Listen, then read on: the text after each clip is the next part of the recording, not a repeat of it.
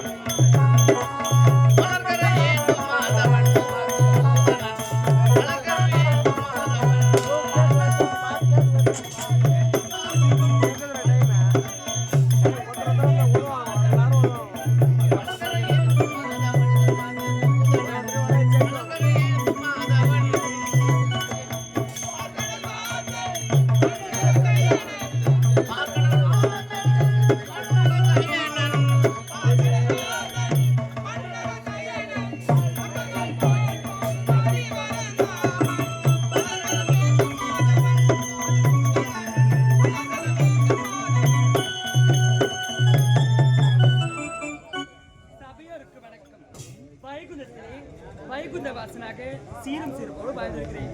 யாரோ போல்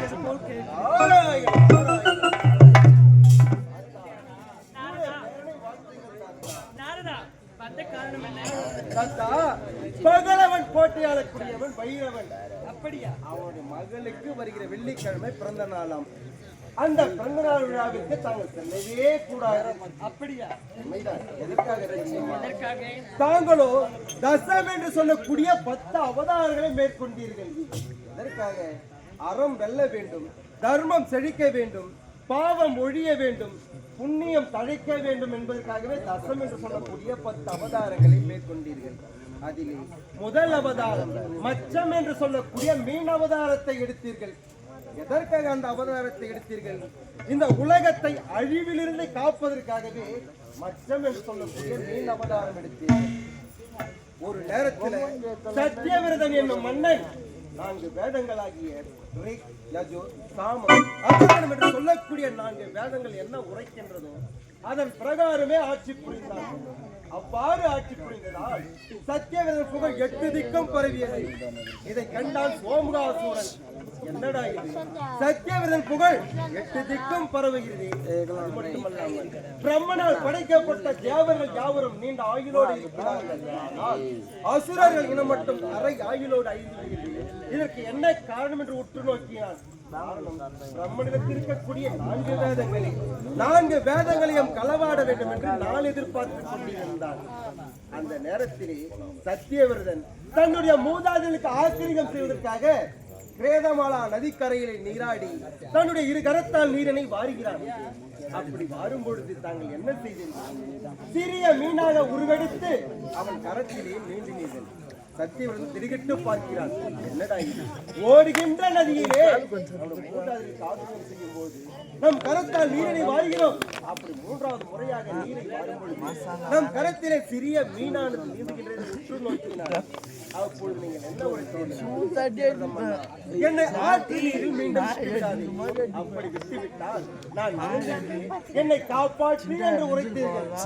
சத்தியவிரதனோ தன் கமண்டல நீருக்குள் போட்டுக்கொண்டு அரண்மனைக்கு புறப்பட்டு அவன் அரண்மனையில் சேர்வதற்குள் கமண்டலம் அளவிற்கு உருபெருத்து விட்டீர்கள். சத்தியவிரதன் திடுக்கிட்டு பார்க்கிறான். என்னடா இது? நதியிலே பார்க்கும்போது சிறிய மீனாக இருந்தது. கமண்டலத்தில் போட்டுக்கொண்டு அரண்மனைக்கு வருவதற்கு கமண்டலம் அளவிற்கு உருபெருத்து இருக்கிறது. உற்று நோக்கும் பொழுது நீங்கள் சும்மா மறுபடியும் அவன் இடத்திலே உரைக்கின்றீர்கள். சத்தியவிரதம் நான் வாழ்வதற்கு இந்த கமண்டலம் ஏதுவாக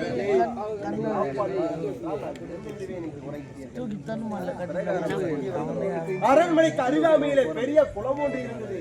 அந்த குளம் நிறைய நீரானது நிரம்பி இருக்கிறது. அந்த குளத்தின் நீர் தங்களை விட்ட மறுகணமே அந்த குளத்தில் எந்த அளவுக்கு நீர் நிரம்பி இருக்கிறது அந்த அளவிற்கு உருவெடுத்து விட்டீர்கள். சத்தியவிரதா, நான் வாழ்வதற்கு இந்த குளமும் ஏதுவாகி இல்லை. என்னை காப்பாற்றி நான் இறந்து விடுவேன் என்று உரைத்தீர்கள்.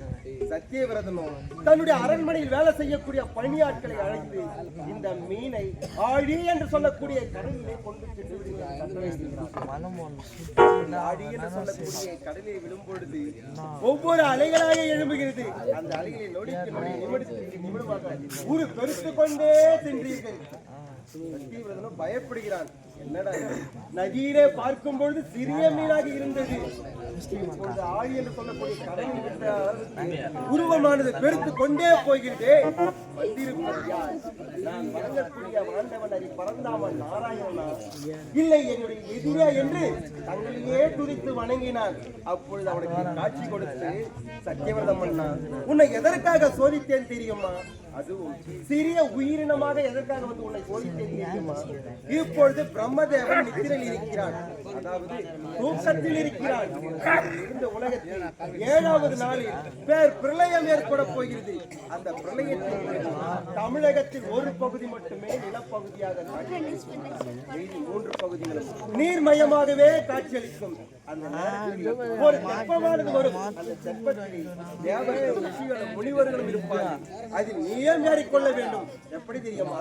பூலோகத்தில் இருக்கக்கூடிய அனைத்து தாவர ஜீவராசிகள் அனைத்து எடுத்துக்கொண்டு அந்த தெப்பத்தின் மீது ஏறிக்கொண்டு வாசுகி என்னும் பாம்பை கைதாக கொண்டு அந்த தெப்பத்தையும் தாம் மச்சம் என்று சொல்லக்கூடிய மீனவதாத்தோடு இருக்கும் பொழுது அந்த மூக்கின் மேலே இருக்கும் கொம்பின் மீது கட்டிவிட்டால் உலக பிரளயம் முடிவரை காத்து ரட்சிப்பேன் என்று உரைத்தீர்கள். சத்தியவிரதம் செய்து முடித்தார். தாங்களும் உலகத்தை அழிவிலிருந்து காத்து ரட்சித்தீர்கள். அந்த நேரத்தில் சோமகாசுரன் 4 வேதங்களை களவாட வேண்டும் என்று இருந்தார் அல்லவா? உலக பிரளயம் ஏற்படும் தருவாயிலே அந்த நாள் அவனுக்கு ஏதுவாக அமைந்தது. பிரம்மதேவன் தூக்கத்தில் இருக்கும்போது அவருடைய வாயிலிருந்து 4 வேதங்கள் வெளிப்பட்டு விட்டது. ஓம்காசுரன் 4 வேதங்களையும் களவாடி ஆழி என்று சொல்லக்கூடிய கடலுக்கடியை மறந்து விட்டார். சொல்லியிருந்த அவதாரம் என்ன? மச்சம் என்று சொல்லக்கூடிய மீன் அவதாரம். அந்த அவதாரத்தோடு சென்று சோமகாசுரனை வதம் செய்து 4 வேதங்களையும் மீட்டெடுத்து மீண்டும் பிரம்மனிடத்திலே கொடுத்தீர்கள். நீ தவறவிட்ட 4 வேதங்கள் இப்பொழுது என் கடத்தில் இருக்கிறது.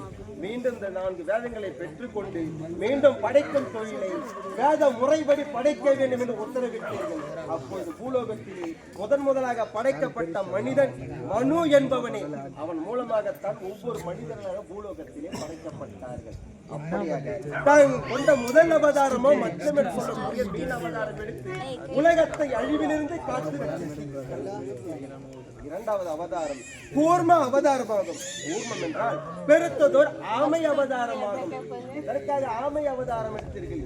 தேவர்களை காப்பதற்காக ஆமை அவதாரம் எடுத்தீர்கள்.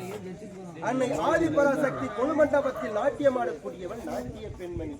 நாட்டியத்திலே சிறந்து விளங்கியதால் அன்னை ஆதிபராசக்தி தன் கழுத்தில் இருந்த மலர் மாலையை அந்த பெண்மணிக்கு பரிசாக கொடுத்தார்கள். அந்த மலர் மாலையை வாங்கிய பெண்மணியானவர் என்ன செய்வது ஏது செய்வது ஒன்றும் புரியாமல் துருவ மண்டல வழியாக நடந்து செல்கிறார். துருவ மண்டலத்தின் அதிபதியார் துர்வாசர் கோபத்தில் சிறந்தவராயிற்று. அவர் அவ்வழியே அந்த பெண்ணை செல்லும் பொழுது அந்த முனிவரானவர் பார்க்கின்றார். அந்த பெண்ணையும் பார்க்கிறார். அந்த பெண்ணுடைய கரத்தில் இருக்கக்கூடிய மலர் மாலையும் பார்க்கிறார். பார்த்த மருகனமே, ஏ பெண்ணே, நில், உன் கரத்தில் இருக்கிறதே மலர் மாலை, அது என்னிடம் கொடு என்று கேட்கிறார். பெண்ணானவள் பயப்படுகிறார். கோபத்தில் சிறந்தவராயிற்று, இதை கொடுக்கவில்லை என்றால் நமக்கு சாபத்தை கொடுத்து விடுவாரோ என்று பயந்து அந்த பெண்மணியானவர் தன் கரத்தில் இருந்த மலர் மாலையை அவர்களுக்கு கொடுத்து விட்டார். தூர்வாசர் மலர் மாலையை கைப்பற்றிய மருகனமே, இந்த மலர் மாலை யாரிடத்தில் கொடுத்தார்? கலைக்காதலன் 73 யூடியூப் சேனலை லைக் பண்ணுங்க, ஷேர் பண்ணுங்க, கமெண்ட் பண்ணுங்க, மறக்காம பெல் பட்டனை கிளிக் பண்ணுங்க.